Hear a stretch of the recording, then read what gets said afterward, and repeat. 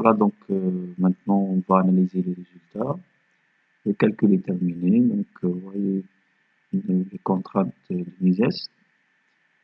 Donc on peut visualiser aussi la déformation plastique équivalente, le pic, ou les isovaleurs de déplacement, ou n'importe quelle réponse. Donc, il y a plusieurs réponses. Voilà, ça c'est le déplacement global. Donc on peut visualiser le déplacement U2, ce qui nous intéresse le plus, c'est suivant Y. On peut cacher donc la matrice pour voir clairement ce qui se passe pour le flanc. Voilà. Et voilà donc, le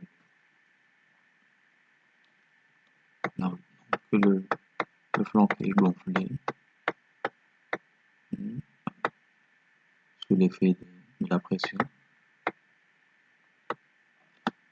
Voilà. Donc on peut voir l'évolution de la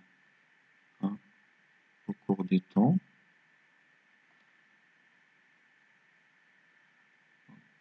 Voilà.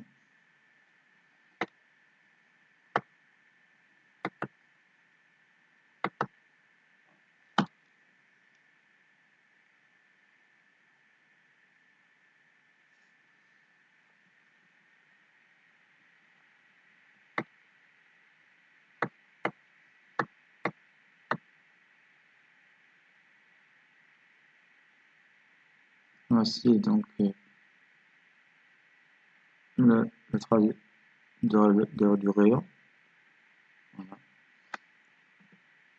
Et finalement, donc, on peut s'arrêter à n'importe quel incrément, donc, suivant le besoin. Donc, voilà.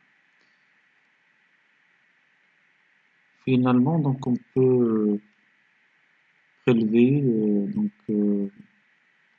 n'importe quelle réponse. Donc, par exemple ici l'évolution de la des déplacements U en fonction du temps. Donc, XY, field output, vous avez donc ici le model, c'est le nœud, voilà. Les déplacements, on veut visualiser le déplacement U2. Donc, ici, voilà, c'est U2. Et donc, on va sélectionner le nœud qu'on va le suivre. Voilà.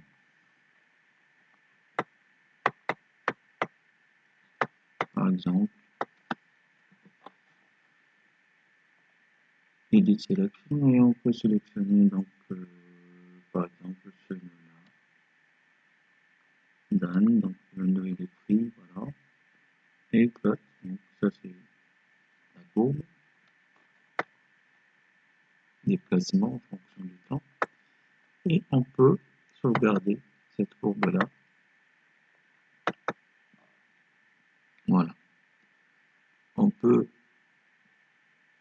avoir cette courbe sur Excel. Voilà. On met juste ici, on peut l'appeler par exemple h.txt. On peut la mettre sur le bureau. Et voilà, donc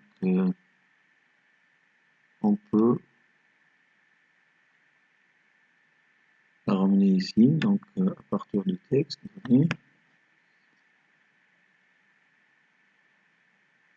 bureau, et H, voilà, H, importer. Voici donc les données.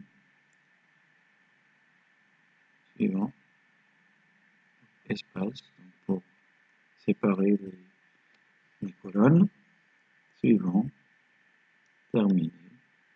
Et on va mettre ici, voilà, donc c'est l'ensemble quantité c'est flanc, le numéro du nœud c'est 1513, la réponse c'est U2, ça c'est l'axe des X, voilà les déplacements. Vous voyez comment on a les déplacements négatifs, puisque c'est suivant I moins Y, donc on peut d'abord transformer ou remplacer les points par des virgules.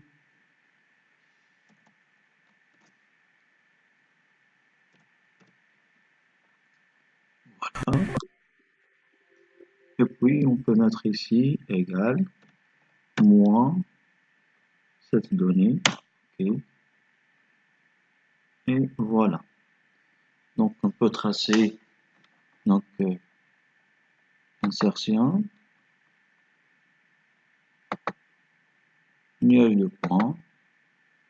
On peut chercher ça et sélectionner, ajouter une courbe. On peut l'appeler par exemple déplacement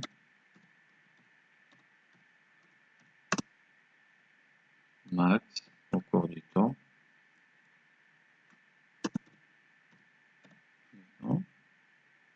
L'axe des X, c'est les incréments, c'est l'axe des temps.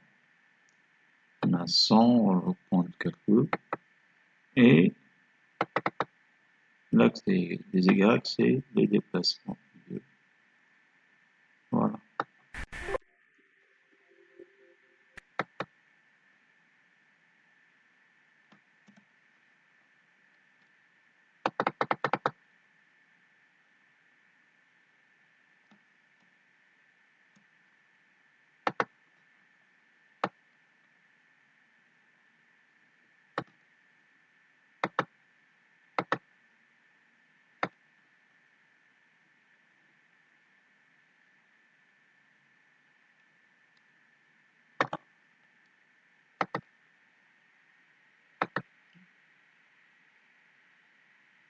Voilà.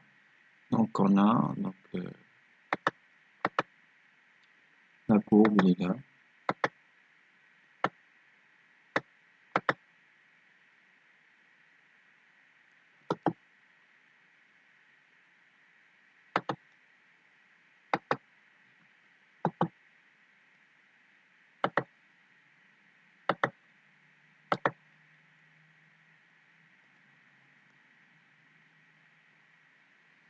Et voilà donc la courbe de déplacement donc en fonction du temps. Voilà. Ça c'est le déplacement donc du pôle en fonction du temps.